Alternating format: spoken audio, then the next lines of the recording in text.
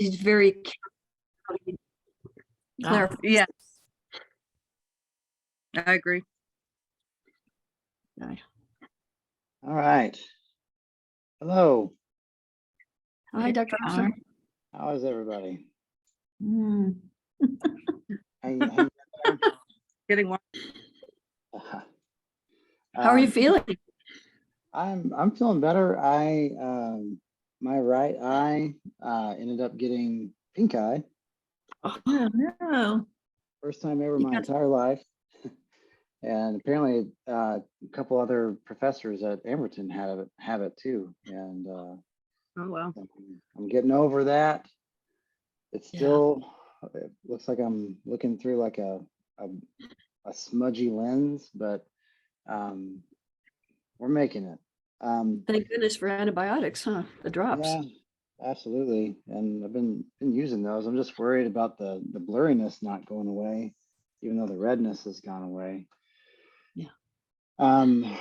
So I just so you guys know, I have had an exceptionally challenging past few weeks, which is the excuse I'll use for why I've had to reschedule. But you know, it was my wife's grandfather passed away. We all got sick with a stomach bug. I got the pink eye, and then my kid's birthday is today. My son's birthday, and though I would not typically schedule class on that day, tomorrow is Easter, and so the plan was for us to celebrate his birthday tomorrow. Then I was informed yesterday that I will be leaving to go out of town tomorrow to go testify in St. Louis in a federal case up there, and so I'm having to just get it all together all at the same time. So hopefully from here on out, I can't imagine things getting more complicated than what they've been. And so hopefully we'll get back to a typical standard schedule moving forward. We don't have class tomorrow. Tomorrow is Easter. I'll be on a plane flight anyway, but we will have class on the 16th is when our next class will be, and we will go back to using our typical Zoom invitation details for that. So the game plan for today, because I want to have us wrapped up, I would say no later than I'm going to shoot for 2:45. The game plan for today is to get us through basically all the neurodevelopmental disorders and disruptive mood dysregulation and depression in kiddos. Bipolar, we'll talk about it. The reason why I didn't mention that just now is because it is not something that I agree with as far as a diagnosis for kids, nor does the science really support that it's a thing that can be reliably diagnosed in childhood, and we'll talk about that later, but that's why I didn't mention bipolar. But otherwise, we will get through weeks 1 through 4 today, and I will be kind of flying us through. And so if you've got questions, or if you've got questions even related to the tests or quizzes, please let me know. We'll absolutely make time to do that, and I'll be glad to answer those. But otherwise, I will be going through all those topics. Before I jump in, is there anything that is pressing that we need to address before we start talking about everything? Okay, all right. Well, I'm going to pull up this PowerPoint slide here. And as well as, let's see. Which one was it?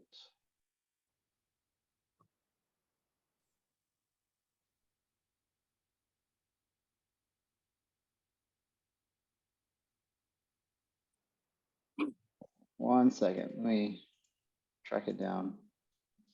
Literally just had it pulled up. Here we go.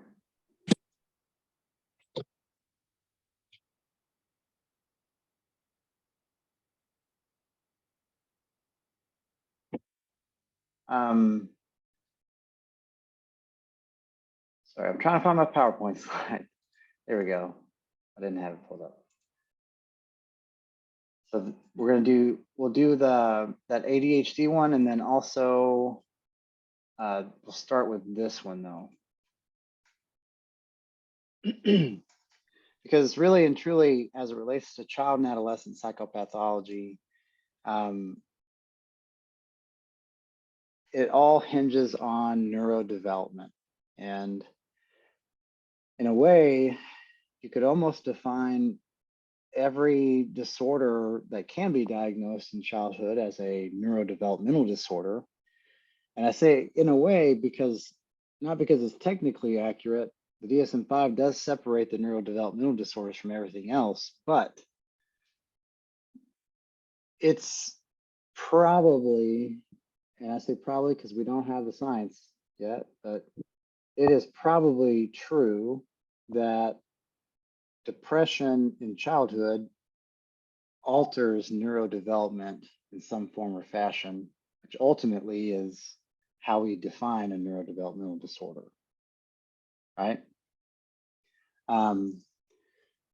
They classify neurodevelopmental disorders as being two things. One, having an onset of the symptoms during the neurodevelopmental period, which is between conception and about age 20 to 25, right? And in addition to the onset being during that time, it has to also affect substantially or in a clinically meaningful way or significant way, neurodevelopment.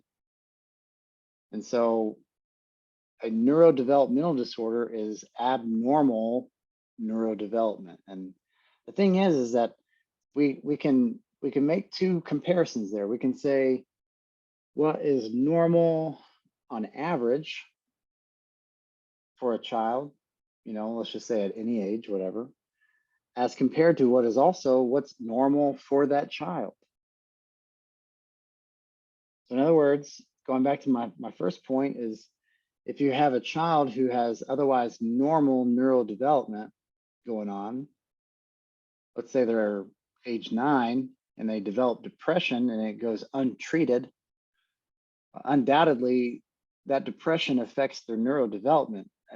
I can guarantee you their brain has changed, and it might have changed such that it changed the trajectory of development that they were on. And that is a neurodevelopmental disorder, right? So here's the thing. We can compare it to the average population, or we can compare it to what that person should have been, or that kid should have been. But ultimately, it's going to hinge on, all these diagnoses are going to hinge on, does it affect them functionally?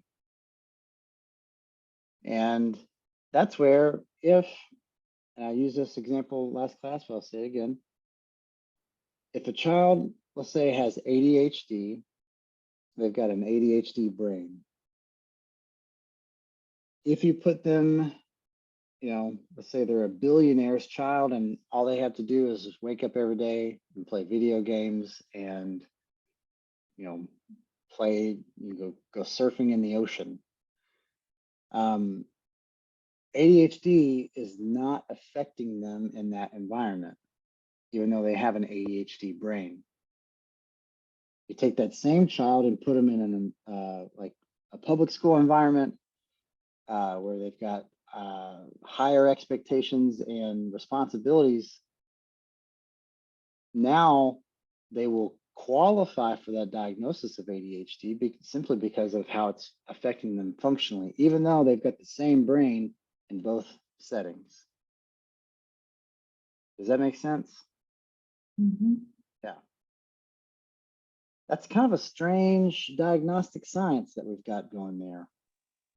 It'd be like saying, well, you got a broken arm at home, but because it doesn't really affect you when you're sleeping, you don't have a broken arm at night when you're sleeping, right? I'm sorry, you've got a broken arm at work. The bone is broken, so the x-ray is broken. When you go home and you sleep in your bed, because it doesn't affect you functionally, or it doesn't cross this threshold that we've decided is the threshold of function and dysfunction, then you don't have a broken arm in your bed at night. Isn't that a strange science that we've got going on? Because what that implies is that there are moving goalposts, of which we have very little, or say over which we have very little control a lot of times. And especially that's multiplied in a child's subjective experience and phenomenology, where is it really truly abnormal for a first grader to struggle paying attention in homework at night at 7 p.m.? Is that abnormal? Is it really abnormal for, let's say, a 14-year-old to have trouble paying attention in class at 8 a.m. in the morning? Right. So here's the thing, is that we are defining disorders and diagnoses with a diagnostic system that assumes that we're living in a healthy environment, or that we're living in ideal situations for our brains. And that's just not true. Because I can promise you right now, homework at night, like past 5 p.m. for kids, makes zero sense as it relates to what we know about the brain. Same reason why for counseling couples, we tell them, don't have any kind of arguments or like discussions past 7 p.m. because I promise you, it won't be y'all talking. It'll be your lizard lobes fighting each other, right? You lose your filter. Well, it's just that we've got this idea in our mind of like, well, we got to teach these kiddos how to work hard, push themselves. But the truth is that we're asking them to outperform what they're neurologically capable. And then we wonder why we've got so many teens and so many kids developing all kinds of mental health disorders now. Not to say that they haven't always had mental health disorders, it's just that there's no doubt that the prevalence rate for depression, anxiety, and all that stuff's going up across the board, including with kids. So anyway, that's my soapbox. I'll get off of it. But I've just become increasingly more frustrated with the diagnostic side of this stuff, because we were trying to pathologize reactions to systems that are directly opposed to our mental health. And if you can't adjust perfectly to it, then now we're going to put a label on it and treat it. Now, here's the thing. That's true, but that doesn't negate the science of psychopathology either, meaning ADHD is a real disorder of dopamine in the brain. Now, it might not be a disorder in certain situations, but as it relates to the daily life, day-to-day life now, and expectations, it can be, because the neurology is real. There are some people that don't have ADHD who don't have as much difficulty as people who do have ADHD. Same thing with kids. There are a lot of kids that don't. In fact, 80% of kids don't have ADHD. What that means for the other 20% is that they have a neurology, their brain and the system, as imperfect as it is, don't align well, but extra challenge as it relates to what they're neurologically capable of. So let's talk about the neurodevelopmental disorders and what that means.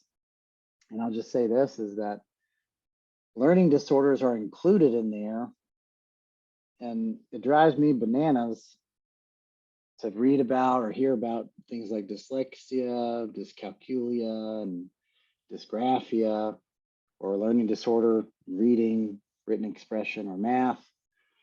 And it drives me bananas to read about that stuff, because when you read about it, it's like you're reading about a broken arm, right? It's like, okay, if you have dyslexia, it's like you caught it. It's like, not that it's really contagious, but it's like a lifelong thing. You got a learning disorder, you're learning disabled, you're gonna have trouble reading for the rest of your life. That's what it, like, the assumption is whenever you read about it online, or even like from experts, or so-called experts out there. But the reality is that all of this stuff, including ADHD, are syndromes. They are patterns of behaviors that in many cases have many roads that lead to Rome. For example, IDD, and that's where we're going to start our conversation. Get back there. There we go.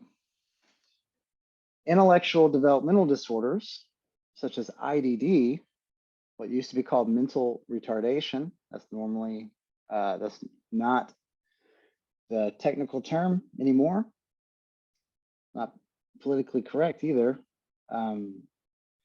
But intellectual developmental disorder is a diagnosis that you can make that is based on, solely based on, by the way, on whether or not you score low enough on an IQ test, and if you've got adaptive functioning deficits in comparison to age-matched peers. So, for example, in order to make a diagnosis of IDD mild, you have to have an IQ lower than 75, and you've got to have day-to-day problems with social skills, or completing self-care activities like personal hygiene or getting dressed, or maybe it's reasoning or judgment. And if both of those are present, then you can officially be diagnosed with intellectual developmental disorder. But that doesn't speak at all to, like, well, why do we have those difficulties, right? IDD doesn't tell us why. It just says, hey, this person has these scores and it's causing dysfunction. That's intellectual developmental disorder. But as you all know, there's a lot of things that can cause intellectual developmental disorder. Genetics, like a genetic syndrome, can be present, for example, like Down syndrome. Autism could be another thing. You can have a prenatal exposure to drugs or teratogens. Yeah. You could have a TBI at age 16, or traumatic brain injury at age 16. all of those are potential etiologies or potential causes of IDD. That is also true, and I want you to remember that concept, that's also true for ADHD. That's also true for autism. It's also true for learning disorders, especially learning disorders. The difference is that there's no such thing as like a genetic predisposition for intellectual disorder, unless we're talking about the cause. So like there's a genetic risk. If you've got Down syndrome in your family, genetically, you're more at risk for having IDD, but really you're more at risk for having Downs. Therefore, you're more at risk indirectly for meeting the diagnostic criteria for IDD. As compared to ADHD, where ADHD can be a genetic predisposition for its own diagnosis. And so, whereas IDD is a classification, ADHD is a disorder or a disease, if you will. But not always. And that's the caveat, is things like ADHD and autism can be caused when you have very little or no genetic predisposition or genetic risk for those things.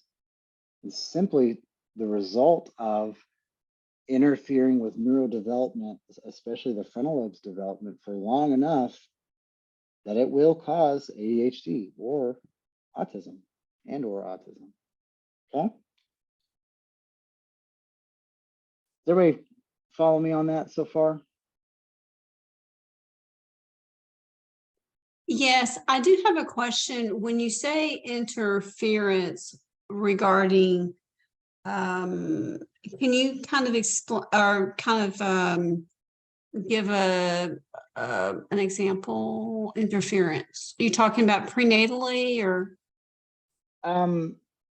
Yeah. So if you think about, I'm gonna pull up another page here. The whiteboard that I'm going to share the screen with so I can draw a little bit because it helps to visualize it. All right. If you think about a child with, where's my,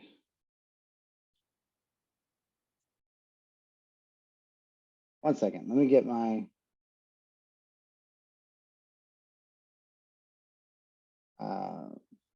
where's my drawing tool? Just had it out a while ago.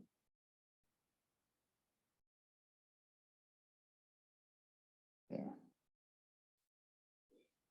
If you think about a child's, like, let's say frontal lobe development, I'm going to plot it out here. That looks like this over time, right? So this is adulthood. Good grief, that's just graphic, but that's the best I can do, folks. Sorry, I'm using a mouse, but also have dysgraphia, so it's like the worst of both worlds.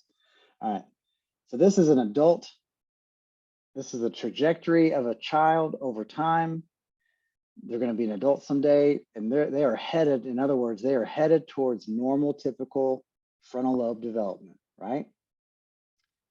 Let's say at age 10 is right here. Okay.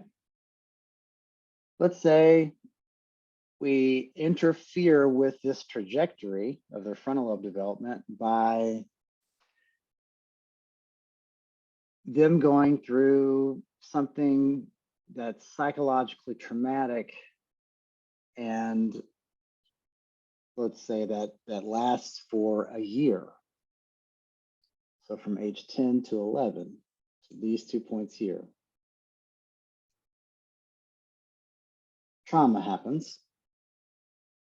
What we know on the biological level, and just using trauma as an example, chronic stress hormones, or those exposure to the stress hormones chronically in the frontal lobe literally decreases what's called brain derived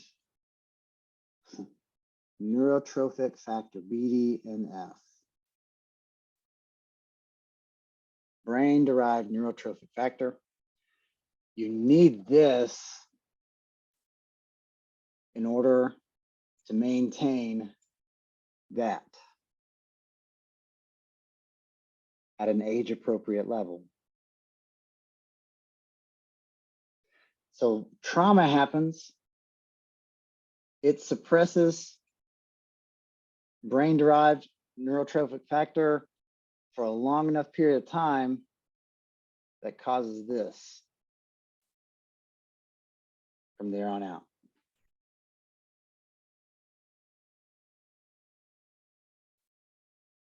In other words, the child is no longer on what they would have been on as their frontal lobe developing age appropriately. Now, when they're, let's say, 17, their executive functions and their frontal lobe's capacity is supposed to be here, but instead it's here.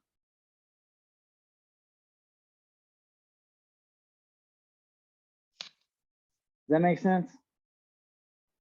Yes, thank you. Uh-huh. And I use trauma as an example, which is a little, not a little, it's a lot more difficult to pinpoint, well, how much trauma and what is trauma biologically? Well, we don't have concrete like cutoff points, nor would there ever be, because that's going to be different for everybody. What we do know is that on average, when you look at chronic stress and what that does and those hormones do to the brain via suppressing that, the long-term implication is that it changes and modifies the trajectory that that child was on developmentally. And because really what we're talking about is the frontal lobe development, because that's what, everything else, around when you're born, basically up until like age 5 or so, it's your entire brain that's maturing. But around age 5, 6, 7, that's when the frontal lobe, from that point on until age 25, that's what's developing when we talk about the brain developing. And it's not that the rest of the brain is still learning, it's still adjusting and being modified. But as far as it like wiring itself for the long haul, it's the frontal lobe that's doing that maturing from there on out until about age 20 or 25. The frontal lobe, in other words, the maturity of it, is it fully grown, or another way of saying it, are the executive functions fully grown? Those aren't fully grown until we're an adult.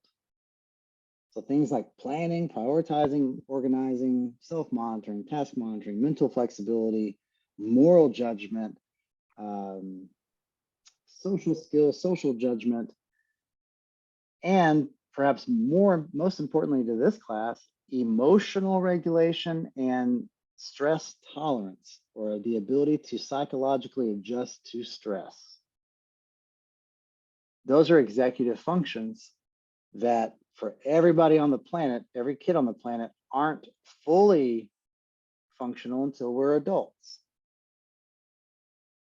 And even when we're adults, most of us don't have fully functioning emotional regulation or stress tolerance, right? Anyways, I'm telling you all this because neurodevelopmental disorders are essentially defined as anything that causes anything that causes a different trajectory of development that the child otherwise would have been on. Sometimes it happens from birth. Sometimes they may be 17 years old and it causes a change. But if it happens at adulthood, after we kind of peak, if it happens here, that's no longer a neurodevelopmental disorder.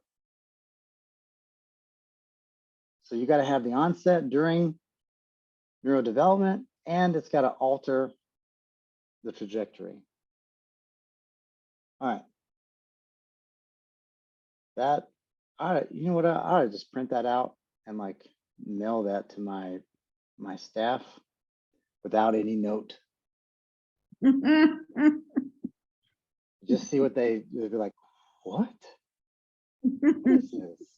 I love it. It's great. Wouldn't that be funny? Just to send it to them and be like, and I'll just put for your review on it or something like that. Be like, what? What's wrong with that? I knew he was losing his mind, but like that was quick. All right. Let's talk about IDD. You know how to diagnose it now? You got a combination of low IQ, below an IQ of 75. And if y'all remember right,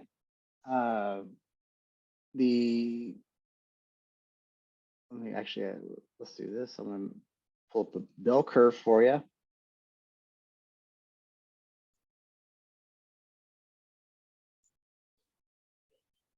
So an IQ of, what's the average IQ? Anybody tell me? An IQ score? 90 something. No. That's close. 100. There you go. So an IQ of 100 is the same thing as the 50th percentile. Okay. An IQ that's at the 16th percentile is an 85. An IQ at the 84th percentile is a 115. The 98th percentile is 130. Okay. An IQ of a 70 is at the 2nd percentile. So when I say an IQ of a 75, well, it's somewhere between these 2 points. It's actually closer about right here. See if I can draw. Yeah, it's like right here. And an IQ of 75 equals the 5th percentile.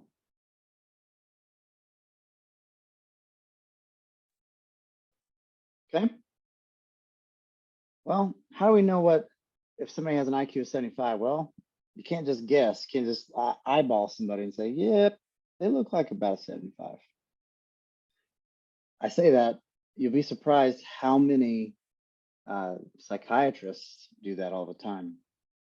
I've had so many psychiatrists be like, yep, they've got intellectual developmental disorder. It's like, well, okay.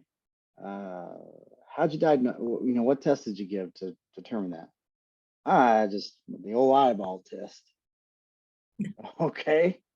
How many IQ tests have you given then? So it sounds like you've got some experience in testing so that you can kind of know from your interactions what their IQ might be. Well, I've never given one. I don't have to. Yeah. As you can imagine, they're not real great at estimating IQ scores. If I've never changed the oil of my car, it's probably difficult for me to tell you what's wrong with the oil. Basically is what they're trying to do. So anyway, IQ of a 75 at the 5th percentile, that's on a standardized, like gold standard test. And I'm telling you, just for legal purposes, the federal government requires it be like the WISC, which is the Wechsler Intelligence Scale for Children, and happens to be the 5th edition, or the WISC 5. You'll see it. Another one that you'll see used a lot is the Woodcock-Johnson.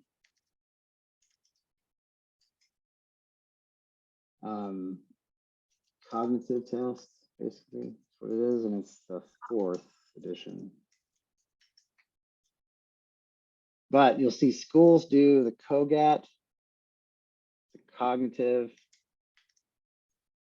achievement, whatever test. I don't even think that's right. Not a fan of the COGAT, just so you know. The other ones that you'll see used are the Stanford Binet. I think it's the 5th edition now. Sometimes you'll see the Reynolds are, it's Reynolds Intelligence Intellectual Achievement Test, I think that's what it is. Anyway, there are some real standardized tests out there that give you index scores where they have an average IQ or full scale IQ equals 100 and the standard deviation equals 15, so that you could give a kid the WISC-5 and you would expect that they would have the same score on all the rest of those tests. Okay, so that's one side of that equation. And the reason why, well, I'll say this, in the past, it used to be that you had to have an IQ of 70 or below to meet the diagnostic cutoff, but they finally figured out that there's a standard error of measurement there. So like if I tested the same kid 100 times with the WISC-5, I'm going to get an IQ score that's going to range, because some days they're going to have better days than others, right? Mhm. And so if we're making some big decisions in relation to like, well, is this kid going to qualify for disability, or is this kid going to qualify for extra services at school? And we're going to use a strict cutoff of like 2 standard deviations below the mean. Well, what that means is that we need to also factor in that there's going to be some variability when we measure IQ. And in general, plus or minus 5 points, I know that 90% of the time, if I test a kid with an average IQ of a 70, their IQ is going to be measured actually to be between a 65 and a 75. And so that's why we use the IQ 75 as a cutoff, because that might also mean that their IQ's at a 70. Okay, so we got to have IQ low like that. Then we've got to have adaptive functioning deficits. And let's see, I think I'll track it down. I'm going to show you all. Does anybody know what the ABAS-3 is? Psychologists like our acronyms. You could almost just make anything up. You see like associated behavioral adaptive scales, right? You could probably find something like that somebody's trying to make money off of, but let me see if I can show you what a report looks like.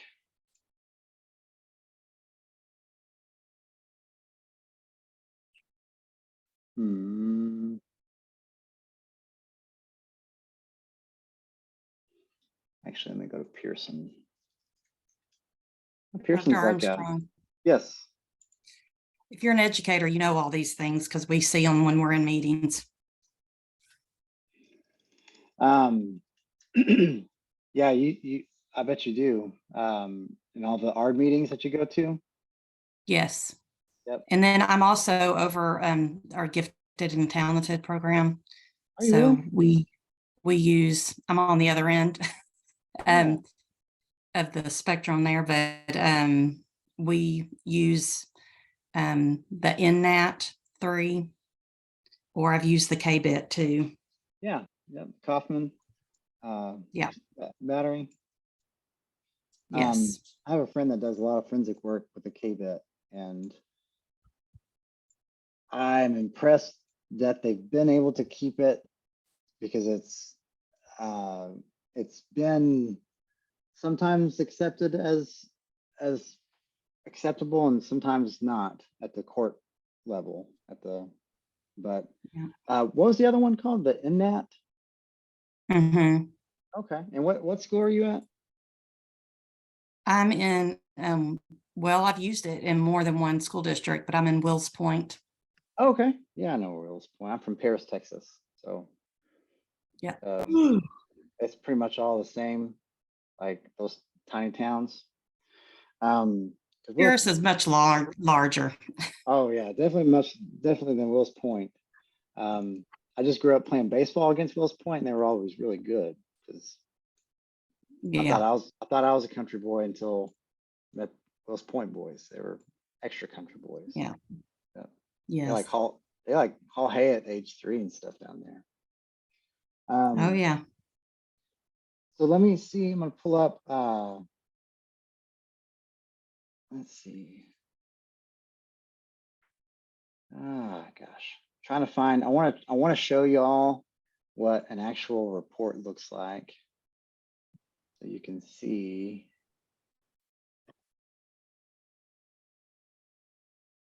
What it looks like when you get one of these things, but I don't think Pearson's going to give me the ability to do that.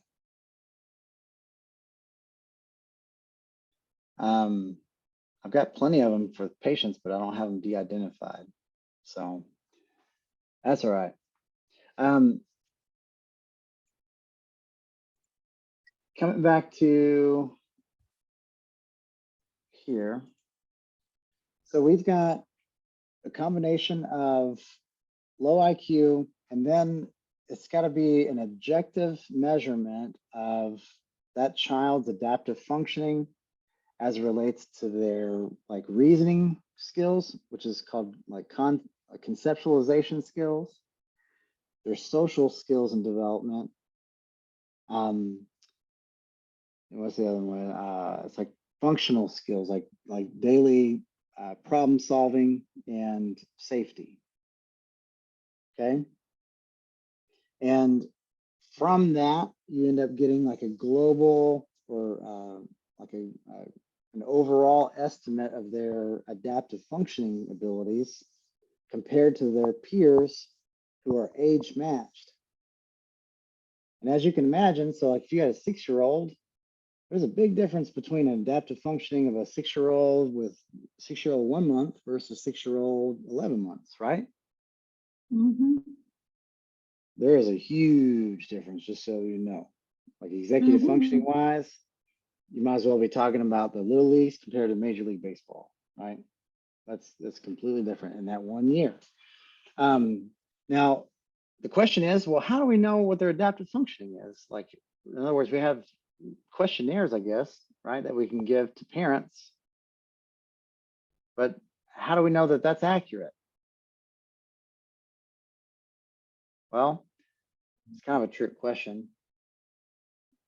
The DSM-5 is going to imply that you can give these tests, right? And just with these tests alone, you can make a diagnosis of intellectual disorder.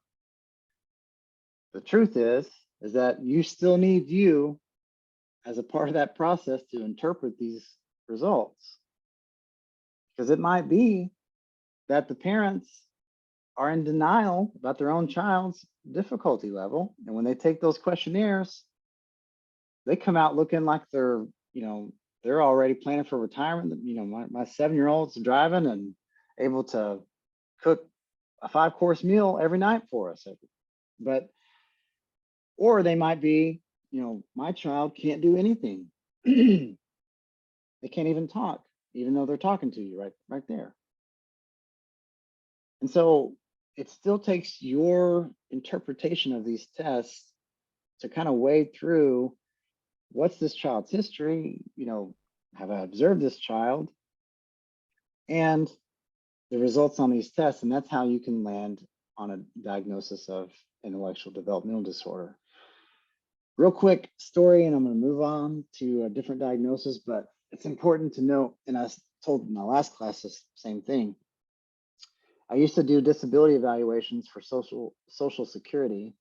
And so somebody who was on disability, every now and then, like they will send them to a doctor to get kind of reevaluated to see, do they still have a disability?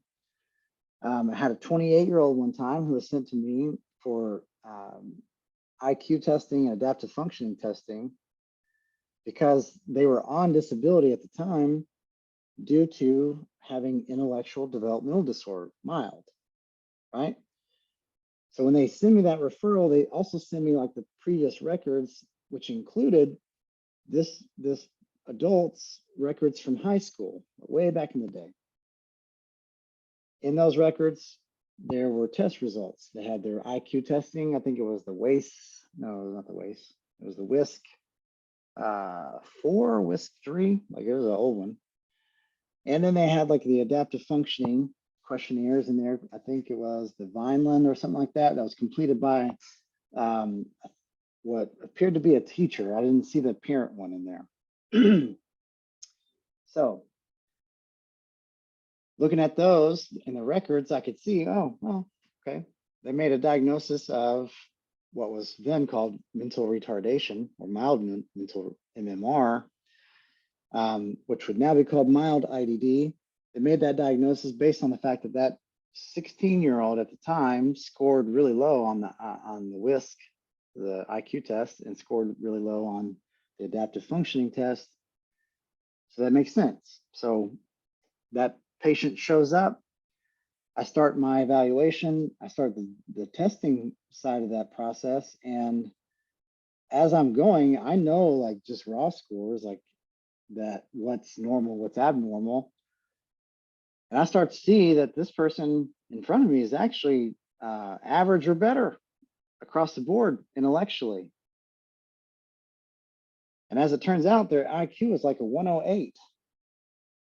Which is right around the 63rd percentile, if I remember correctly. Actually, 68th percentile. That's nowhere near as low as what it should be to make a diagnosis of IDD, and certainly not even close to what they were at age 16. What does that mean? Does that mean their intelligence just, was really low and then just took off like a rocket?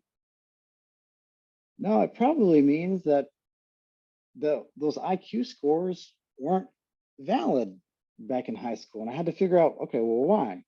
Because you can't score higher, by the way, and this is true. You cannot score higher on cognitive tests than what you really are. You can certainly score lower than what you really are. If you don't try hard, you could make yourself score really low. But no matter how hard you try, you can't outperform what your brain is capable of doing.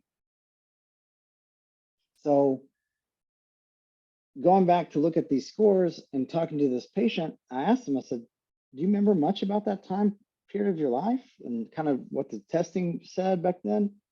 And they just said, well, I just know I was diagnosed with having, I was labeled as retarded. That's literally their words. I'm not saying that's okay to say. But they told me I was retarded and I would never be able to work again, or never be able to work, never be able to do anything. I was like, okay, was there anything else going on during that time? I was like, yeah, I was in counseling during that time for, I think it was called like oppositional defiant disorder or something like that. So here's a kid with oppositional defiant disorder, which is like defiant behaviors toward authority figures, who was tested by an authority figure at school, who measured and underestimated their IQ substantially because this kid was just not having it. That IQ wasn't valid. And so anyway, my point there is the validity of the scores that we use to make these diagnoses matters a lot. And it can make or break, a child's entry into GT, for example, or a child's ability to receive, community resources or even federal resources with disability and so forth. Right? Speaking with the GT thing, when you mentioned that's your job, I'm currently, my son did not meet the cutoff apparently. Oh, I'm sorry, my son who's in kindergarten did not meet the cutoff or did not get recommended for GT, which is like, I don't care, which is fine. But it's also What kind of is fresh. GT, gifted and talented. Oh, okay. Right. And I know what his IQ is, and it's not just IQ. I know that Texas uses like a bunch of different stuff, but bottom line, I'll say this real quick about GT, is that you've got a politically derived definition of what gifted and talented means at the state level for public education. And then you've got clinical definition of what it means neurologically. And those are two separate categories in a lot of cases. Where GT at the public education side was meant to be addressing the neurological differences over here, but the standards that they've created make no sense from a science standpoint in relation to what we now know is true neurologically speaking. So nothing against what you do. You've got a hard job, by the way. I bet you got a bunch of phone calls from parents up hit. But it's hard to work in a system that doesn't follow along with what you're taught. Yeah, but that's why you're underpaid and you're doing the Lord's work. You get an extra special reward in heaven. If I had the power to give you that, I would give you that, but I don't have that power. Only God's got the power. I'd give all of you extra rewards in heaven. Why not? You're on grass because you're trying hard. All right, let's talk about autism. Then we're going to talk about ADHD after that. Autism is characterized, actually, let me just make a real quick class question. Knowing what we now know about everything else we talked about so far, what's the one thing that causes autism? Genetics. It's a trick question. I'll give you that. And you're right, genetics plus Just differences in the brain environment. development. Yep. So genetics plus environment. We got nature and nurture coming together to create autism. But it was a trick question because I said, what's the one thing? Oh, And there is no one thing. There are many different, there might be several things that contribute, that come together to produce the pattern of behaviors that we have arbitrarily defined as autistic in the DSM-5. Sometimes it is genetics. Sometimes it's 100% genetics where we've got a perfect childhood, perfect prenatal development, perfect delivery, perfect early childhood, medical, developmental history, not developmental, no major trauma, nothing. Great parents, great environment, and then just 100% genetics causes autism. Sometimes it's the opposite where there's no genetic predisposition and something interferes with the brain, like prenatally or those first few years of life in such a way that produces autistic behaviors and ultimately is diagnosed as autism. I'll give you an example. Intractable seizures, like idiopathic juvenile seizures in kids, not febrile seizures, that's different. And those aren't associated with what I'm talking about. Intractable seizure disorder in kids happens just randomly. Let's say at age 2 to 4, if we can't control those seizures during that time period, that child will develop a lot of autistic traits. And I can also tell you that they're probably going to have ADHD. And I don't even have to know anything about their genetics. All I have to know is that as an environmental factor that changes that developmental trajectory enough and will produce autistic-like traits. I know it's going to produce autistic-like traits because if you think about early childhood development, every child on the planet goes through an autism stage. Like hand flapping, by the way. We always associate that with autism, but go spend some time around like 2 and 3-year-olds who are excited. You're gonna be like, all these kids have autism. No, they're all in the autism. They're all in the autism developmental time period, right? They all have very little empathy, theory of mind, right? Spend time with 2 and 3-year-old. I'm telling you, if you didn't know what we're talking about here, you'd be like, this kid's gonna be a psychopath, right?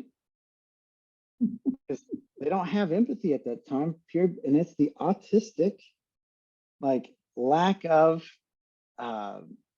social cognition. If something interferes, oh, and then the other thing, having the abstract reasoning skills necessary to understand nonverbal language, like intonation, sarcasm, in addition to just concrete aspects of language, like language comprehension, translating your thoughts into words, being able to communicate abstract ideas in concrete ways. That's also when language is developing between like 2 and 3, right? I mean, really between 1 and 5. And so if you interfere with that child's development in any way for a long enough period of time during that time, you're going to cause some delay. You're going to see some speech delays. If speech delays are present, by the way, this is a good rule of thumb. If speech delays are present, I can assure you, so are emotional regulation and social skills. And I don't have to know anything else about that child except that we've got speech delays present. And it's going to make sense once I explain it, because here's the thing. Emotional regulation, your ability to regulate and tolerate stress, regulate your own emotional reactions, hinges on your ability to talk yourself down. So in other words, I can only regulate my emotions to the extent that my internal voice can say, all right, Levi, is it really worth it right now? Right? Now, you might be asking yourself, well, what kid out there at age 3 or 4 is all that great at emotional regulation? You're right, none of them. They also have terrible language. They don't know many words. The more words they know, the more self-awareness comes with that in most cases, which then translates into the ability to self-regulate better. So my point there is that when we're talking about all neurodevelopmental disorders, not just autism, but anything that interferes with those critical developmental time periods can produce traits and symptoms of autism or ADHD. And it might be enough, they might have enough of those traits or symptoms to officially meet the arbitrary list that the DSM-5 has put together for diagnostic purposes. Okay. Any questions so far about that? Because I know it's a lot. Okay. I take the silence as a good thing. All right. And I'm just going to say it real quick, and we're going to move on from there. We're not going to argue about it. Vaccines don't cause autism. Okay.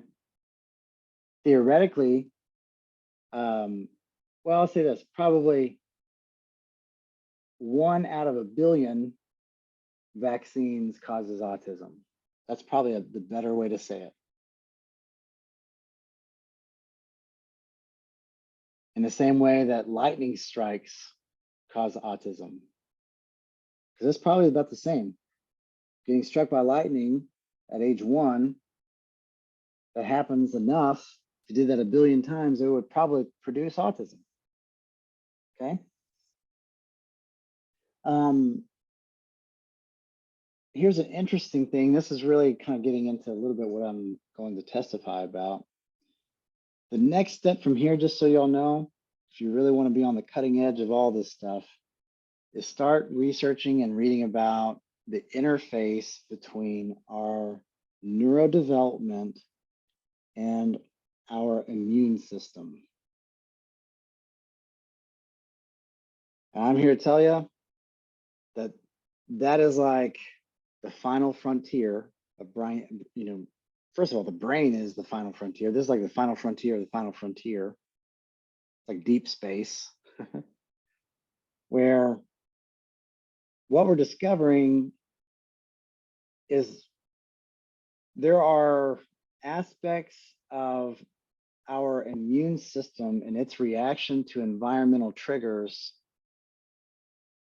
that are turning on and off these genes, and which ultimately might be causing a lot of this stuff. Okay. In fact, I'll say this, if you've never heard of it before, and we will talk about more so later, but PANDAS, the pediatric autoimmune neuropsychiatric disorder associated with strep, I think that's what it is.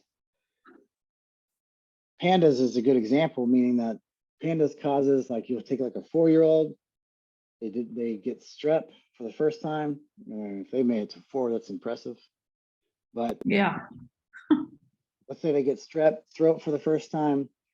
3 months later, out of the blue, overnight, they develop OCD, ADHD, tics, usually, sometimes even like autistic traits.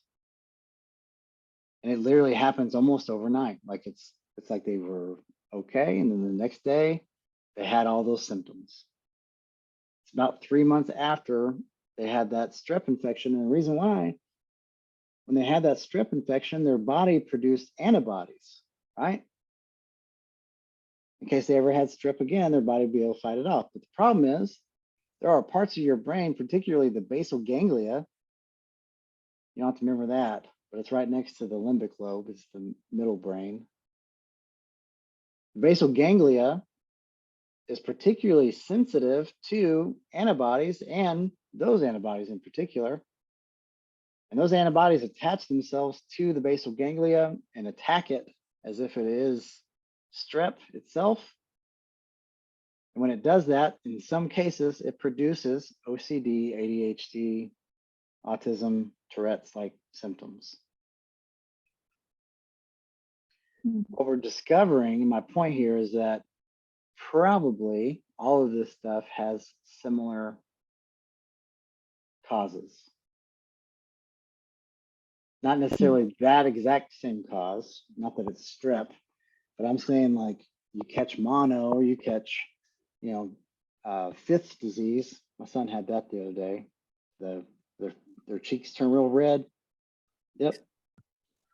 I was like, man, you okay? You hot? Like, no, I'm okay. And his face was like beet red. My daughter, who's 8, she's like, oh, he's what's it called? It's not Tay-Sachs. It's gosh, I can't remember what she called it. Rosacea, or she came up with some medical term. I was like, what? I'm both proud and I'm wondering, does he have rosacea? But so with all of this stuff, it might have a neuroimmune cause. And I'm here to tell you too, and this is true for all neurodevelopmental disorders except for learning disability. I'll put that out there. It's not just brain things. Kids with autism have unique gastrointestinal systems. Kids with ADHD have unique immune systems. And so it's no wonder why populations of kids and adults with neurodevelopmental disorders also have a whole bunch of GERD. They also have a whole bunch of circadian rhythm sleep problems. Gluten intolerance, all that. Yeah. Yep, gluten intolerance, asthma, all kinds of allergies. I'm not saying if a child has asthma, it doesn't mean they have neurodevelopmental disorder, but it does mean that, well, it's correlated, but not causative, right? Yeah. My point there is that we tend to look at this stuff as just brain disorders, and really that's all we can assess for. But the truth is that these are whole body syndromes, and it's not just the brain that's affecting it. It matters in relation to, you know, there being not. I'm not saying you can cure autism with a gluten-free diet. I would never say that. Anybody that tries to tell you that is lying, because the science doesn't say that. What I will say though is you might be able to improve some symptoms with that though. Do we know enough to say for certain for any one person? Nope. Do we know enough? Should we do that instead of looking at medication for ADHD? Absolutely not. Should we do that and while also looking at medication? Probably. Yep. All right. The reason why I say the medication piece, because we've got a lot more research on that. A lot of like independent research, just so you know, not big pharma research. Don't trust big pharma research whenever you see the commercials online or on TV. Like, you know, one out of 5 people found, you know, this to be beneficial, whatever. They may have done 1,000 studies, 999 of them found 0 out of 5 had any benefit, and they found that the last one showed 1 out of 5. And now they're going to make $1 billion. They don't have to tell you that they did 999 other studies. But the Cochrane review, has anybody ever heard of that before? Mhm. Let's see if I can type it in. There you go. I'm just gonna give you the website.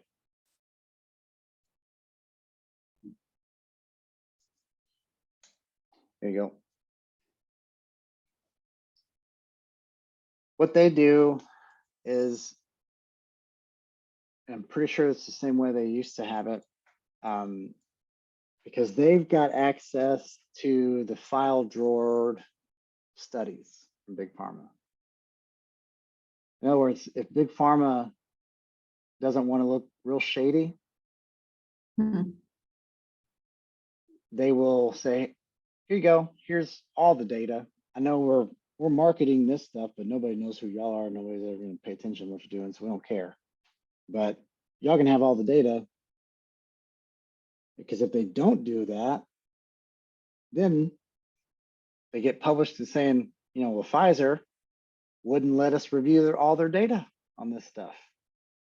Just so you know, public, which hurts their bottom line. So check them out whenever you've got questions related to like non-big pharma stuff to see what the science actually says.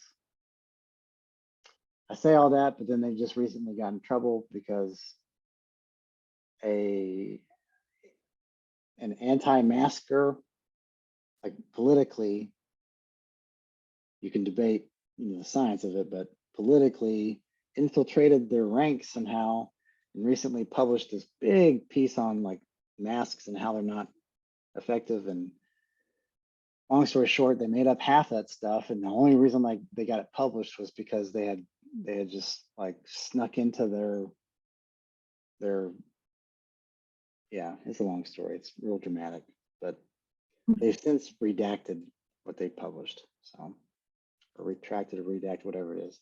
All right. So what is autism? Autism affects the frontal lobe in a unique way, and not just the frontal lobe, a lot of the brain, but in particular, it affects really the social networks more so than anything else.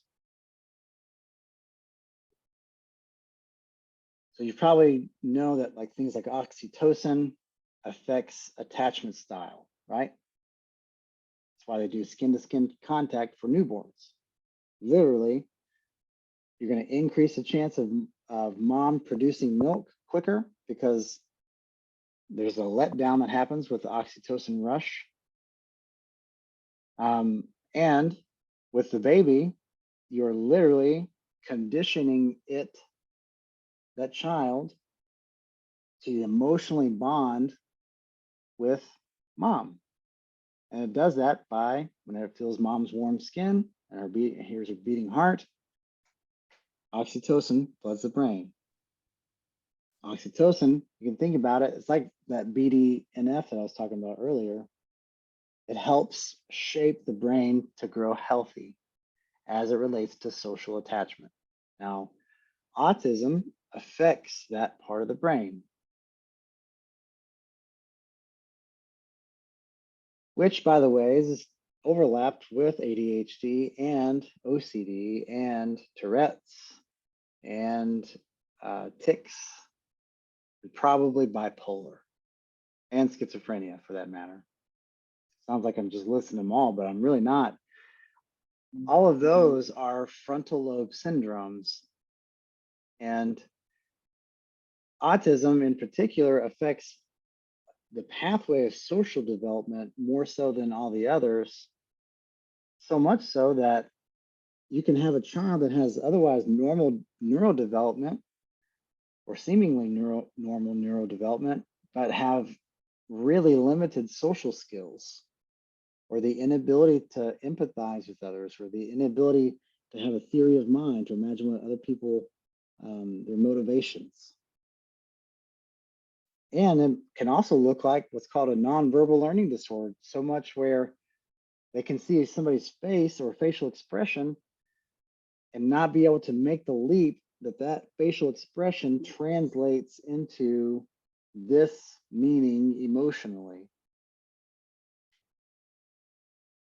And as you can imagine, if you have difficulty in those domains, it's probably difficult to develop social skills at an age appropriate level, mainly because peers at that age are just, all kids are just mean.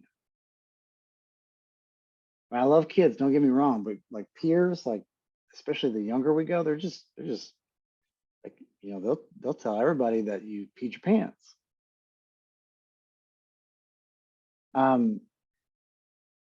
With autism, you also have difficulty shifting attention.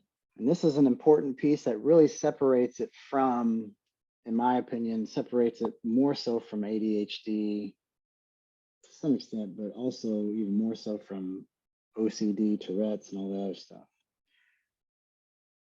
Autism creates a cognitive rigidity where around age 3, 4, 5, and right there, the frontal lobe is supposed to develop exponential increase in cognitive flexibility,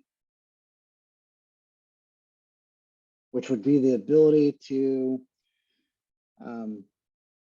think about this one thing, stop thinking about that one thing, eat some lunch, have a conversation with somebody, finish lunch, and then maybe return back to what you were thinking about. That's cognitive flexibility. To let go of a thought, but there's also behavioral flexibility, right? But autism interferes with that. And this is where it overlaps with OCD, where they can't stop thinking about whatever that is, that thought. So they get stuck. And it might be an interest of theirs. And I'm telling you right now, it's awesome. I had a kid the other day who was 4 who could read at a 5th grade level already, which is pretty cool. And who told me everything that I ever did not want to know about sinks. Knew every detail about like sinks and sink manufacturers, what like sinks are made out of, like the porcelain, like there's like, I mean, there's a lot of detail. You've got no idea. Like I had no idea. I've been living my whole life not knowing anything about sinks. There's a whole world of sinks out there. This kid is the happiest. I'm telling you, he is happy when he's talking about sinks. He can be a professor someday. I kept telling parents, like, listen, I know some people when he gets a little bit older, you come teach. Yep. It was pipes for my nephew. Really? Pipes. Yeah. Everything Pipes? pipes. Yeah. Things that stick Interesting. together and make plumbing and pipes and how it all works and which kind of material you use to make them and what. Yeah. That's interesting. That's interesting. I wonder, it's got to be systems related. It's like the logic of it, I'm sure. That's probably why computer programming and all that kind of stuff kind of comes naturally in coding. His mother was alcoholic and he was born lived in an orphanage in Russia for a year before he was adopted by my brother and sister-in-law. So there are all kinds of things there that might, be explanatory or Sure. correlate. Absolutely. Absolutely. And so that cognitive like latching on, you'll notice, especially in kids with autism, they will become more like that when their stress or their psychological stress goes up. They become more flexible, by the way, when their psychological stress goes down. That's true for all of us, first of all. But what you need to know there on that front is that that's where we get difficulty with transitions. And the younger we go, by the way, this is, if you don't hear anything else, I want you to know this also. I know I've said that like 10 times. So there's like 10 things I want you to remember. But by the way, if you have a 6 or 7-year-old child with ADHD or autism or OCD for that matter, let's just put that in there. If you have a 6 or 7-year-old child with any of those, you can expect them to have cognitive rigidity closer to age 3 or 4.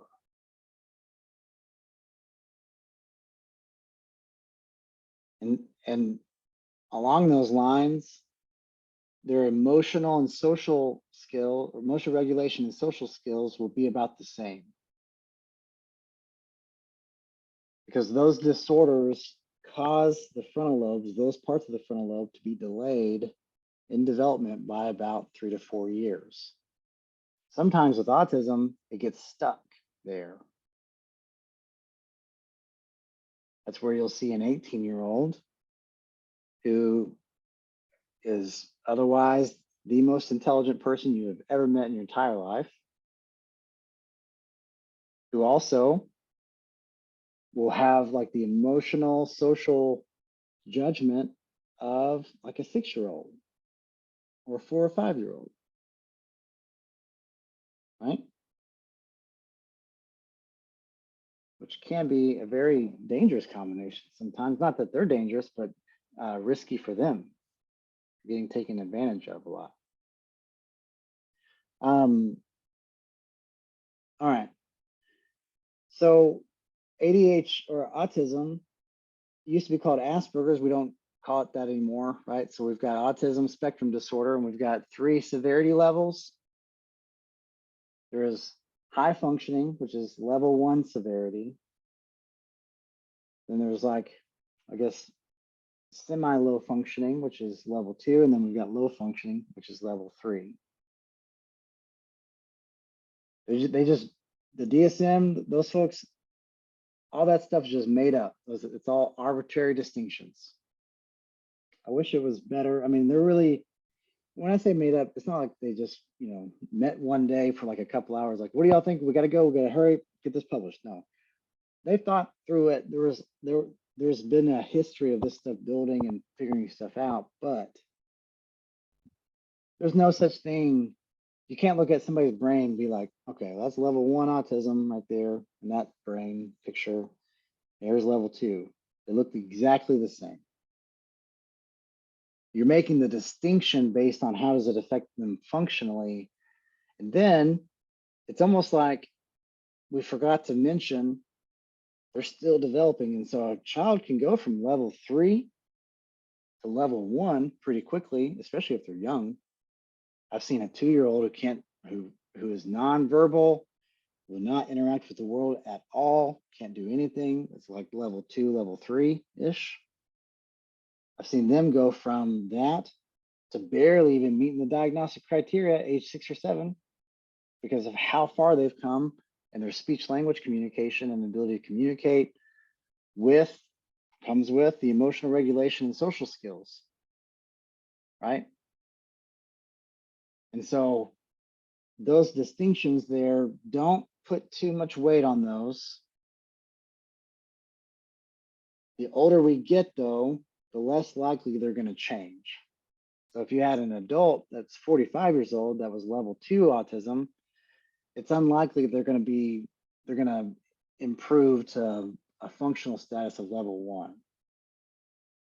Doesn't mean they don't need treatment or help. Just means that compared to a kiddo, there's a lot less, I would say, ability or capacity there. One of the number one most common comorbid diagnoses that comes with autism, just so you know, is OCD, obsessive compulsive disorder. And it's not because OCD is really something distinct from autism. And actually, to be honest with you, OCD is not anything distinct or unnatural necessarily. We all have OCD. I know it's not trying to make you laugh or think, well, of course he's diagnosing everybody now, but OCD is a combination of 2 things, obsessive thoughts. And then in order to make those obsessive thoughts go away, I've got to compulsively do something. Thankfully, our brain has OCD about water. Because if you didn't eventually start obsessing about water when you become dehydrated, and if you didn't eventually compulsively, with or without your permission, seek out some water to drink, you would not live very long. Same thing goes, by the way, with food. You could probably see some overlap there, as I mentioned that, with like things like binge eating disorder,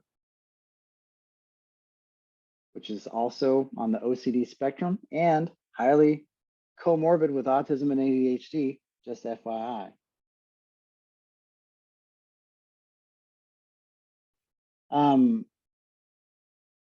Along those lines, OCD, like I mentioned earlier, affects or comes from that natural OCD system, for things like water, food, procreating. That system physically, like whatever neurons those are, start to branch out and make connections to surrounding neurons further than what they really should have done. And when they do that, that causes OCD symptoms of like whether or not I need to walk through my door a certain number of times, because if I don't, I'm gonna have these intrusive thoughts that the door is somehow angry at me. I know that sounds strange. I just made that leap there. I'm personifying a door. I'm using that as an example because kids with OCD typically do that, by the way. And it's not them just imagining it. A lot of times they'll tell you, I know, like I've had a 14-year-old tell me, I know rationally that my toothbrush has no brain,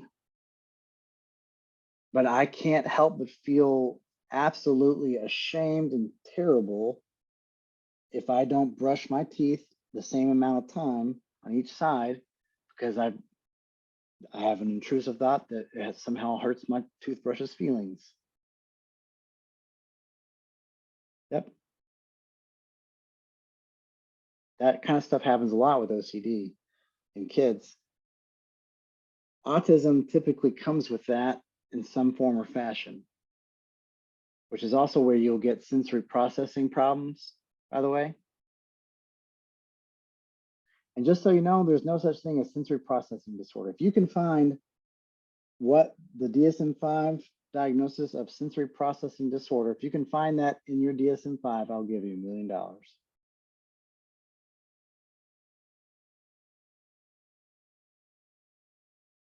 I'm not a fan of that label, not because, well, I'll say this, I'm not a fan of it because there was a movement in occupational therapy that said, hey, these kids don't have autism, they actually just have sensory processing problems. If we treat those, then their whole life changes. The truth is that, and what happened was a lot of kids would get diagnosed with sensory processing disorder because nobody wanted to have the more difficult conversation. Your child has autism, right? And they would be promised that if we just did this therapy to help their sensory processing, that all the symptoms would go away. And then they wouldn't. So I'm here to tell you, there's no such thing as sensory processing disorder. There is sensory processing problems that come with autism at a much higher rate than the general population, which is also superseded by ADHD as well.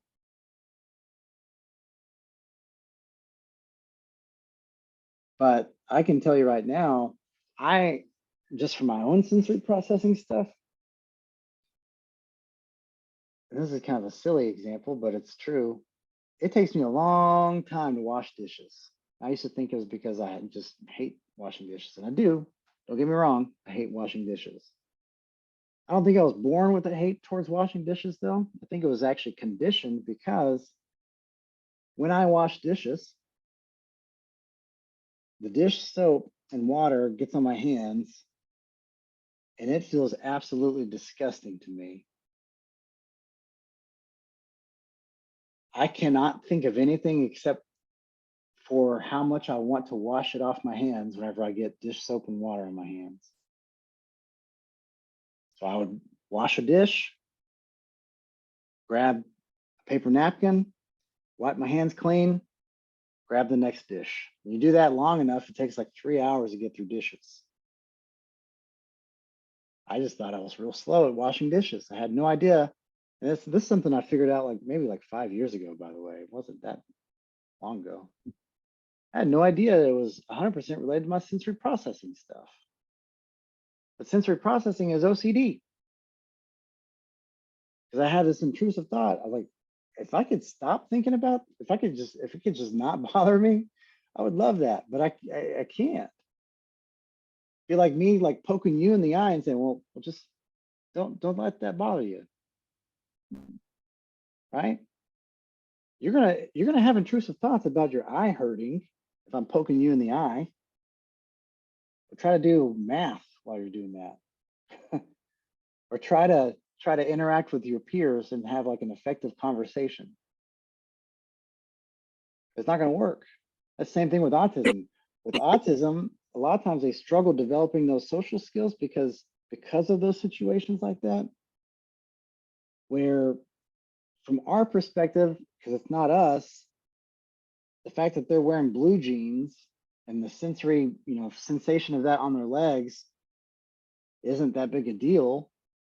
To them, they literally can't hear anything that anybody is saying, because all they can, it's just like somebody pouring hot coal or lava over their legs. So that's the piece that, when you're working with kids with autism in particular, and ADHD for that matter, addressing not just the behavioral sides of it, you have to look at the whole picture, where you can't do enough play therapy to stop a child who has sensory processing stuff like that from experiencing it. You can't do enough like ABA therapy to make a kiddo not have a fight or flight response if it's, that when they have dishwashing soap on their hand. But what you need to know is that when you take a multidisciplinary approach, putting it all together as much as you possibly can, when you've got them working on desensitization on the sensory side, or you've got speech language working on the language side, guess what? Both of those are going to contribute to their emotional regulation skills, which is probably what you're working on. Okay. All right. ADHD. Let's talk about that one. Actually, real quick, one thing I'll say, Texas has a program through the Texas Workforce Commission for autism, where they've got federal funding that I think it goes down to age 8 now, for kids with autism, to help pay for treatment, help pay for all kinds of stuff and resources for families and parents, to hopefully get them to their highest vocational capacity by the time they graduate high school. Who is this? The Texas Workforce Commission used to be the Department of Assistive and Rehabilitative Services, DARS. Let's see if I can.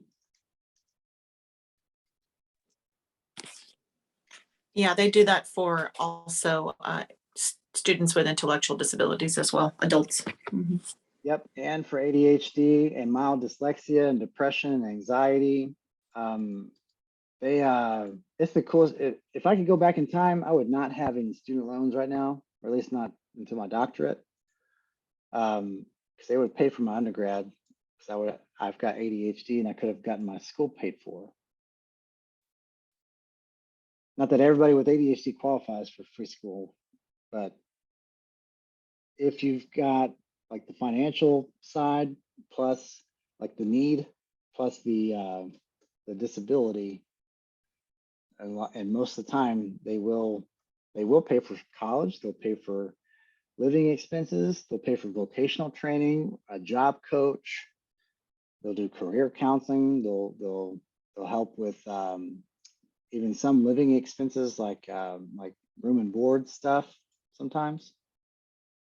Let me see. Here's I'm gonna put it in the chat. Anyways, I'm putting them out there because they don't do a lot of marketing, which I think is unfortunate, but they also are really good people. They're vocational rehab counselors. They're kind of like y'all. So they have a master's degree in counseling, but most of them are it's a master's degree in vocational rehab counseling. And what they do is just help people with disabilities reach their highest vocational capacity. Yep. And in order for Texas to receive federal funding, they have to have a program that uses that money, at least to some extent, before they build football stadiums with it. to help folks in those categories. Every state in the US has that program, by the way. It's just called something different in every state. Not necessarily, but in most states it's something different. All right, ADHD. And actually, I'm going to switch us to the other PowerPoint slides. I can these here. The advanced evaluation skills and contemporary as compared to classical treatment techniques. Sounds like you're going to get like a black belt at the end of this thing. You can break some ADHD boards with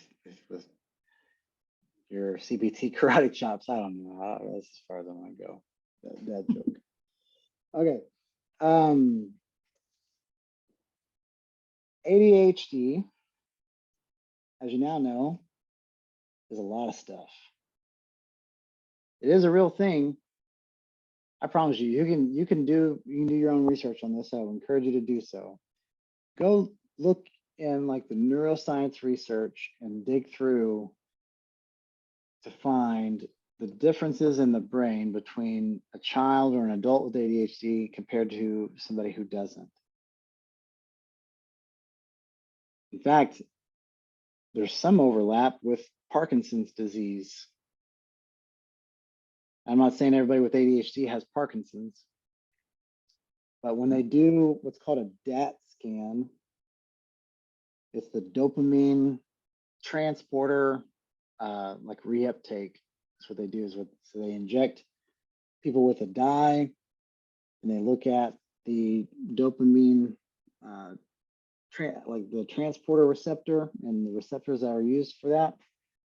They can determine and see how does that person's brain or frontal lobe use dopamine? How efficient is it?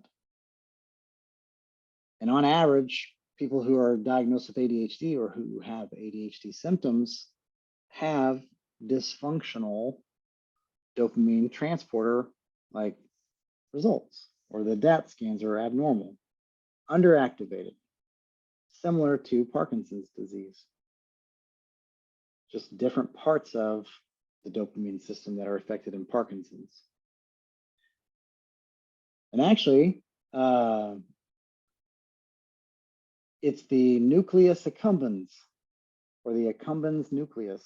You can say it either way. I always thought that'd be a good name for a dog. Just to throw people off, like walking down the street. You know, if they got off the leash, you have to yell, "Get back here, nucleus accumbens!" And everybody would be like, "What did he say?" Yep, that's my dog's name, Nucleus accumbens. Nucleus accumbens is the catcher's mitt of dopamine in the brain as it relates to learning. Just think about this. Dopamine in the brain, for the most part, is used as a reinforcement.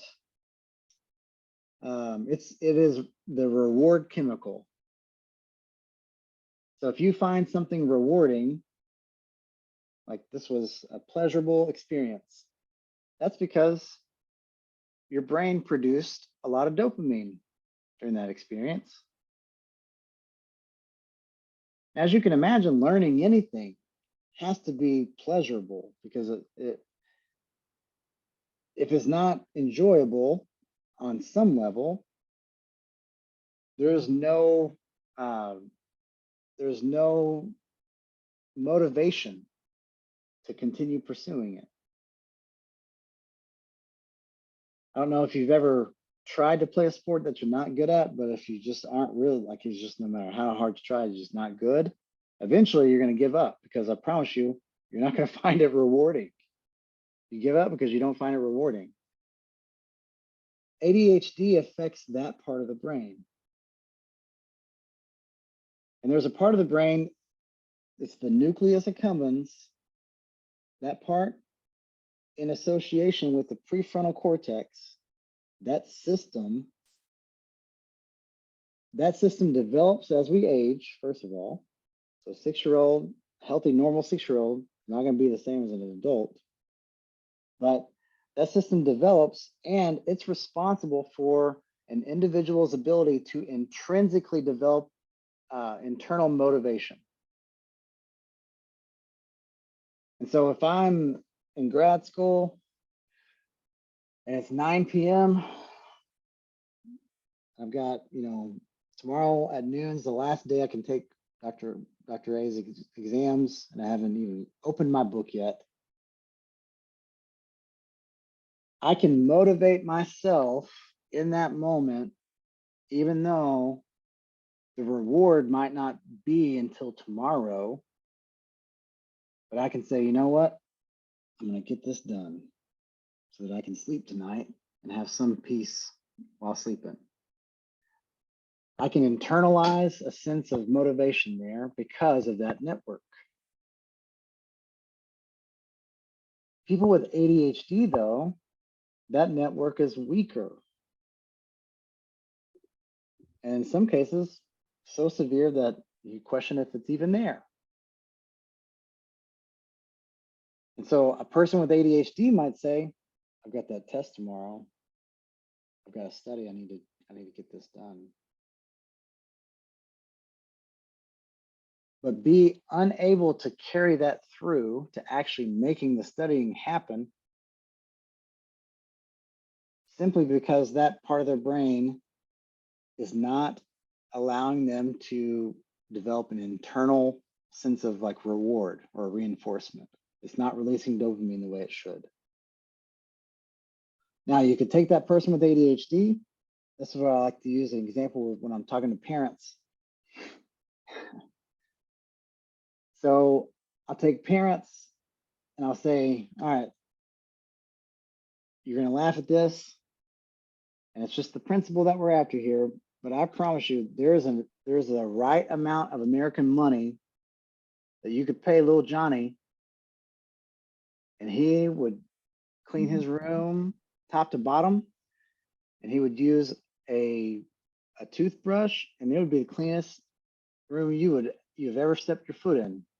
Or you can get little Johnny to write you a dissertation. He can be 5 years old. I guarantee that little 5-year-old can write a dissertation for the right amount of American money. Now, they always laugh at, and I always follow up and say, but I'm, as a parent to parent, I also don't want to have to pay my kids, right, to like do chores. I don't want to have to, I want them to develop a sense of like, this is my space. I should take care of my space because someday they're going to need that. But here's the thing. When we have ADHD, there's a disconnect between, or there's a battle taking place between what is the most rewarding thing to do right now as compared to everything else of possibilities. So is it more rewarding for me to not do my homework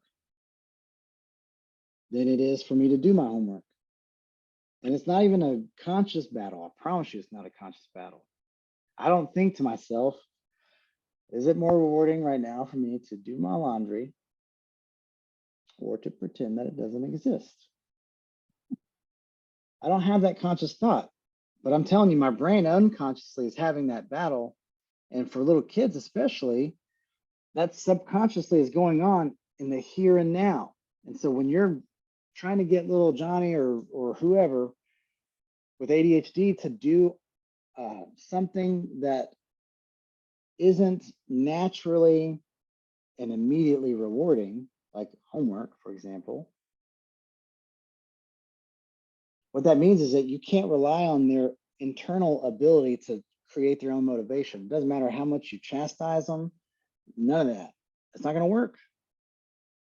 But if you put the right amount of American money or the principle of that in front of them where they can visually see it, they will get that homework done. Promise you. It doesn't have to be money either.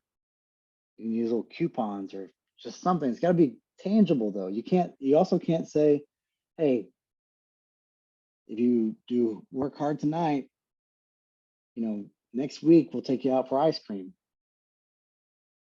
That's too far. That is too far in the future. It needs to win the battle in the here and now, not next week. The only way it's going to win the battle in the here and now is if it's available in the here and now. Okay. People always ask, well, how in the world do you get little kids to test? Like if you're a neuropsychologist, you got to test kids with ADHD. How do you get them to test? Some of these tests are boring, folks. I don't know if you've ever taken them, but literally they're designed by boring people to be boring. I promise. And they're designed to see how much gas you have in the gas tank on boring tasks. One is a 20-minute long test where kids have to stare at the computer screen that's flashing the numbers 1 and 2 at this pace like that, while also saying 1, 1, 2, 1. And every time you hear a 1 or see a 1, they've got to click the mouse as fast as they can for 20 minutes. It doesn't sound like a long time, but I promise you, sit down and take that test. It feels like you've aged 10 years by the time you get to the end of that thing. And people always ask, how do you get a 6-year-old to do that? There is a jar in our testing office filled with American money coins. That's literally right in front of them. So that when they are taking that test, they can visually see at the end of this test, we tell them, if you try as hard as you can, if you stay with it, stay in your chair, don't get out, just do the best you can. At the end of this thing, you can take your tiny little hands, put your tiny little hands in there and grab as many as coins as will fit in your tiny little hands and put all those little coins in your tiny little pockets. I'm telling you, those kids think it might as well be $1 billion because they are there and they are just on it. They are glued to that computer as if their life depended on it because they've got some sort of reward right there in the immediate that's out competing their desire to not have to do this boring test.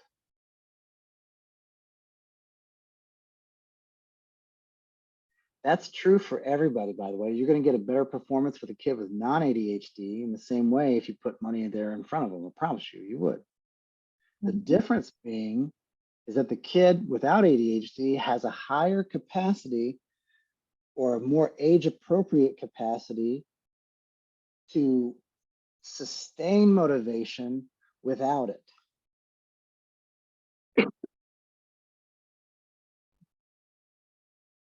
Here's another thing I don't want you to forget if you don't remember anything else about what we talk about ADHD today. And I'm going to have to wrap us up here in a minute on that front. I know we still got more to cover, but ADHD is not an attitude problem. First of all, if you ever hear somebody say that, it's like, well, that's not their ADHD. They just got a bad attitude. Well, where in the world does attitude come from? Because if it comes from the frontal lobe, that must mean ADHD affects it in some form or fashion. And as it turns out, the way we would, casually define attitude, all those functions that go together to define that is actually what our frontal lobe does. It's not our foot, it's not the clouds outside, it's not their spirit, it's the frontal lobe. So when we say a kid has a bad attitude, and I've said it before, what we're saying is their frontal lobe's not functioning the way it should. The next question is, how much control do they have over their frontal lobe's function? Where you and I as adults have quite a bit of control, not full control, by the way, but quite a bit.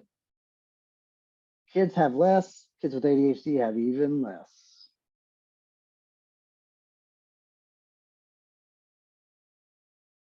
And we wouldn't get mad at grandma who has Alzheimer's when she has trouble regulating her reactions to stress. No, we wouldn't get mad at her because that's neurology. That's a neurological disability, neurological disease, right? Grandma could cuss us out to our face and we would have nothing but a compassionate response. But an 8-year-old with ADHD can cuss us out to our face. And all of a sudden now that kid's got a bad attitude. As if it's not neurology in the same way that grandma's Alzheimer's is. It's neurology, folks. I'm telling you that because if you can spread that word, especially at schools, by the way, because schools are not, they're all up there underpaid. And they're not there to be millionaires. I've never met anybody that's like in public education. It's like, well, I got into this to, have you ever seen the yachts that all the teachers have? Yeah, they don't do that for the yachts that come with teaching. But I do see a lot of, I would say, inaccurate perceptions of what ADHD is and isn't coming from teachers and administrators who are in authority positions that seemingly shouldn't have the training or knowledge to know what's true and what's not true. So they have a lot of power in the words that they say. So my point there is spread the truth there, because when kids have like seizures, like nobody on the planet is going to get mad at a kid and tell them that really just they need more discipline to stop having that seizure. But they'll say it all day long when a kid impulsively blurts out in class or impulsively won't stay in their seat because of ADHD. And they can't not do that. That's my point. All right, I'm gonna talk about treatment real quick. I guess just enough to probably make some of y'all mad about it. I'm just kidding. I know you don't really get mad about it. It's all the people that aren't here, the people watching at home, in my mind. As much as I hate to say it, I am a pill pusher when it comes to ADHD. That's the only one I am officially a pill pusher. Not really, not in real life. I don't sell drugs, nor can I prescribe in the state of Texas. I can in other states. I don't want that liability though. But I will say this is that all the psychiatric diagnoses out there, the one that stands out the most, even compared to not just psychiatric disorders, but just general medicine and like in general, the effectiveness of how we can go from we have severe symptoms to no symptoms, the effectiveness of a medication and treatment, you're never going to find anything comparable to the psychostimulants in the treatment of ADHD.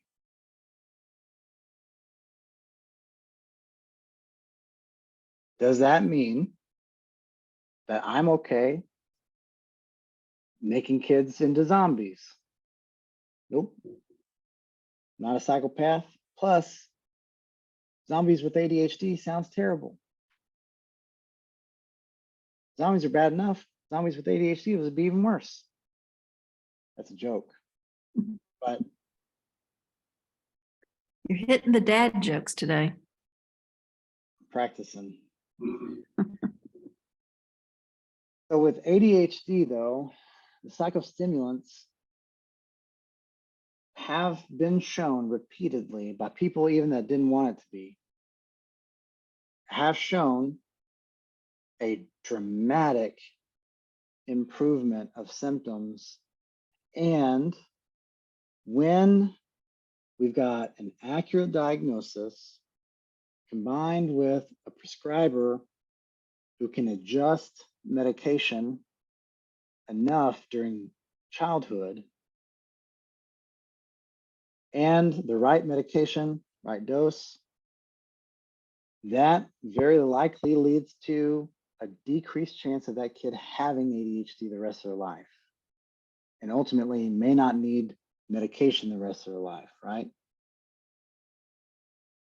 That's everybody's goal, is to get off medication. We say that, you know what's strange? We all talk about that for like the psychiatric stuff, but nobody's out there as passionate about like, we got to get all these people off of blood pressure medications, right? Nobody's out there as passionate as we're all like, well, if anything we can do, we can get them, not having to take the psychiatric medication the rest of their life. But why isn't everybody out there like, well, let's get all these seizure people off seizure medications? There's not one person out there that's trying to do that. Anyway, the point is that the medication for ADHD might help the frontal lobe develop more normally into adulthood. In fact, that's what the neuroscience research shows. And that normality might be such that they no longer meet the diagnostic criteria for ADHD according to the DSM. The problem is that historically we've had a lot of non-specialists like general practitioners, pediatricians. I love those folks with all my heart, but they are not psychiatrists. We've had a lot of non-specialists making diagnoses of this thing. So we had questionable diagnosis on the front end. Then we treated these questionable diagnoses with possibly the wrong medications or the wrong dose. And when you do that, you get all kinds of terrible side effects, including zombies with ADHD.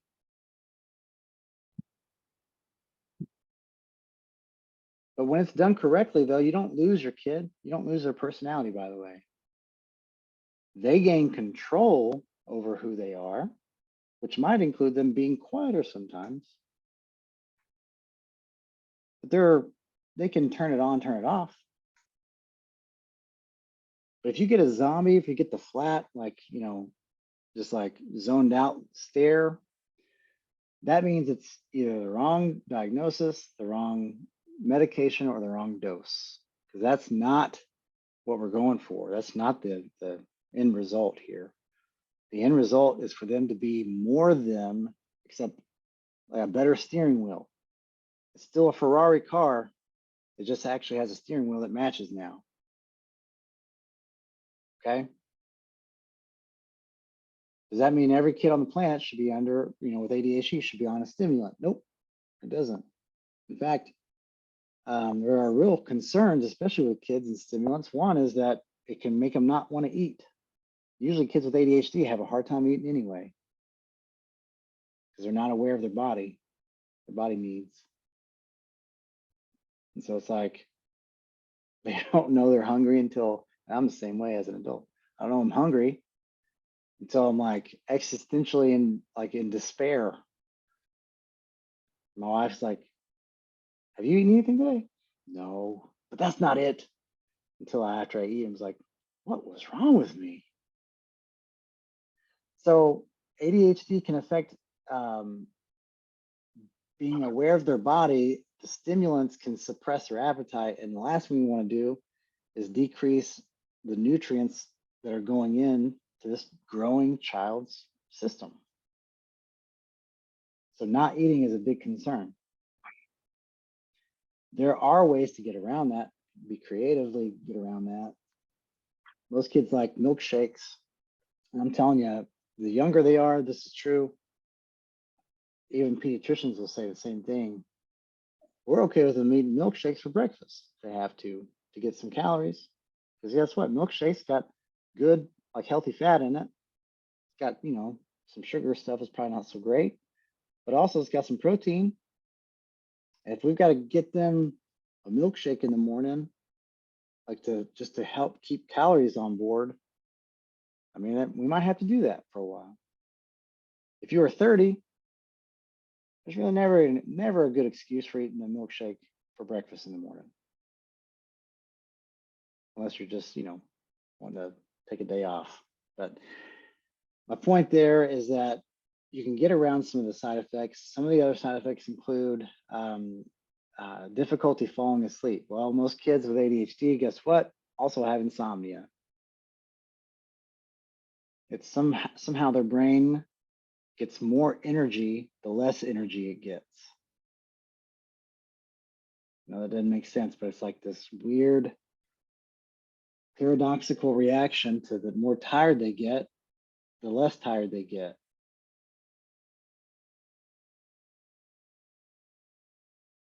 So the stimulants can sometimes worsen that, but if you structure when things are dosed, a lot of times you can get around that too. And there's even one, it's called Jornay. I think it's methylphenidate, if I remember right. I can't remember what it is. But Jornay you give at night, of all things, it's a stimulant, you give it to them at night.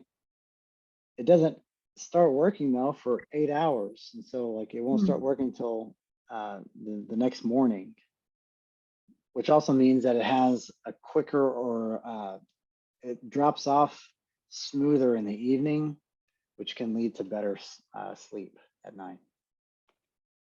Melatonin is also pretty effective at helping with sleep. You can read a bunch of crazy stuff out there about melatonin and hormones, and don't give your kids melatonin. There might be some truth to some stuff in relation to like chronic use of high dose melatonin, depending on what we mean by high dose. We don't really know, but it's not enough to worry about it. And I'll tell you the honest truth: I give my own kids melatonin when they can't sleep at night sometimes. Not that I know it all. It's just I know enough to feel comfortable giving my own kids melatonin. The other downside to medication might be that they have anxiety or OCD, and sometimes those stimulants, if they're too high or too low for that matter, can ramp up anxiety. We don't want to do that with kids with anxiety. But this is also true is that there's a subset of the population with ADHD and anxiety whose anxiety is effectively treated with a stimulant that actually goes down. And it makes sense because if you can cognitively control anxiety better, if you can stop intrusive thoughts, you're going to be less anxious. If your brake pedal works for all that stuff better, it's going to make you less anxious. All right, what about us? So we're not the ones prescribing. Can we help these kids behaviorally? I do believe we can. Research says not really. That it's just medication. And you'll even hear Russell Barkley saying the same thing. But I'm here to tell you, you absolutely can. And it's the same stuff we should be teaching all kids. Executive functioning skills. Because if you intentionally teach kids how to be self-aware, not self-conscious, self-aware, how to maintain self-awareness at an age-appropriate level, by the way. You're not going to be like a 6-year-old that, listen, philosophically speaking, 6-year-old, what are your thoughts, on Descartes and Cartesian models of the mind? No, you can at an age-appropriate level and make it fun, teach them about their own executive functions. And they can learn it amazingly, especially for the right amount of American money. But that's not going to be good enough to translate to anything unless we also have parents and teachers and the system involved. And if you want to help parents feel a little less crazy, because as parents, we can often feel like we're going crazy sometimes. I think we are. Because eyeballing your own kid and knowing in the moment, okay, is this my kid being a typical kid and just trying to push my buttons? Or is this my kid bumping up against what they're neurologically capable, and my expectations need to be adjusted right now? Because one leads to a compassionate response, the other one leads to probably something that's not going to be really useful or healthy. If you can teach parents how to be better at spotting what are executive functioning deficits in the moment as compared to Yeah. It's okay to push them a little bit right there to challenge them to reach beyond what they're capable of right there. Okay. It also will help the parents set, like I said a while ago, set realistic expectations. But even at the schools too, when you consider that we've got a frontal lobe and all those executive functions might be 2 to 3 years behind their age-matched peers. So if we ask a 12-year-old class, hey, y'all, tomorrow, be sure to bring this copy of this, your parent to sign this form for the field trip tomorrow. That might be a reasonable expectation for most 12-year-olds. It's probably unrealistic for most 9-year-olds, right? So we have to look at that kind of stuff in the same light. And in order for their system to treat them fairly, the system has to be educated, which means that the parents need to be educated and learn how to be an advocate for their own kid. Gosh, I've got so much more.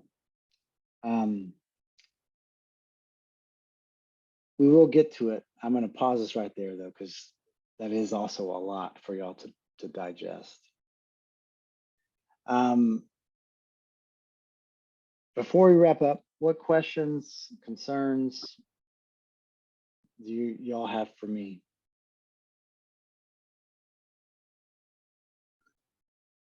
Do you know anything about the research that I've been reading about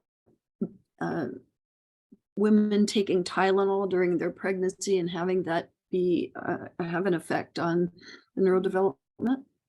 Do you know anything about? I've seen that too, and it's not surprising to me. In fact, that would be that would explain a lot in relation to the increased prevalence rates for ADHD and autism. Because I'm here to tell you what's wild to me. This is when I took my psychopharm classes, it blew me away. So I was just like, what? We in medicine has really, I would say this, there are a lot of things that we know women who are pregnant can't take. But the decision for what we decide that they can and can't take, just because, like, I guess the best way to say it is Zoloft, for example. That used to be the go-to antidepressant for OBGYNs, and they were taught that that's the only one that's safe that they can take during pregnancy. Well, the reality is, yeah, it's safer than everything else, but it ain't safe. It increases substantially a child's risk for heart valve like problems. Not that every child from a mom who took Zoloft results in that, but on average, there's a substantial and significant risk for it. That's what most medicines that are told to pregnant women that they can take, that's the level of knowledge that they know. It's just that we've got the researchers, I guess, who then translate it to the MDs in training, who then just memorize a standard and never go beyond to actually look at the data there. Because, for the longest time, it was like Tylenol is safe, right? Acetaminophen, but ibuprofen probably isn't. Well, as it turns out, nope, Tylenol wasn't either. Now, what does it mean on average? Well, I'll say this. What does it mean for any individual mom that's pregnant? The predictability is really low. So you take one mom who's pregnant, just a normal, natural like use of Tylenol as she would normally do, probably not. It's going to be a low chance of you finding anything. But when you look at a large population, that's where they're finding this stuff. Yep. But yeah, it really kind of frustrates me because it's like medicine knew that stuff. It's just that they're like, well, but the general public, they're not smart enough to really know. So like, we'll just tell them it's all okay. Yeah. I kind of felt like Or that. the lesser of other evils, they say, well, that's okay, so that everybody thinks it's really okay, but it's really not researched enough. Yeah, that's pretty frightening to read some of that, you know. Mhm. And it makes a lot of sense, especially when you think about the interface between the neuro system and the immune system. 'Cause Yes. all those NSAIDs, I'm telling you, that's where they work. Yeah. Yeah. Yep, Thank you. for sure. Any other questions?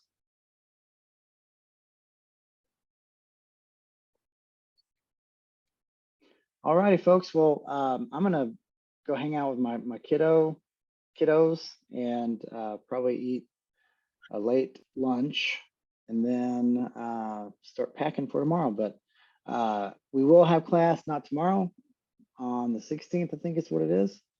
And we will pick up from there. And I look forward to seeing y'all then. Thank you so much. Thank Happy, you. Thank you. happy Y'all Easter and feel Happy Easter. Thank you. We'll see y'all later. thanks. Bye. Bye-bye.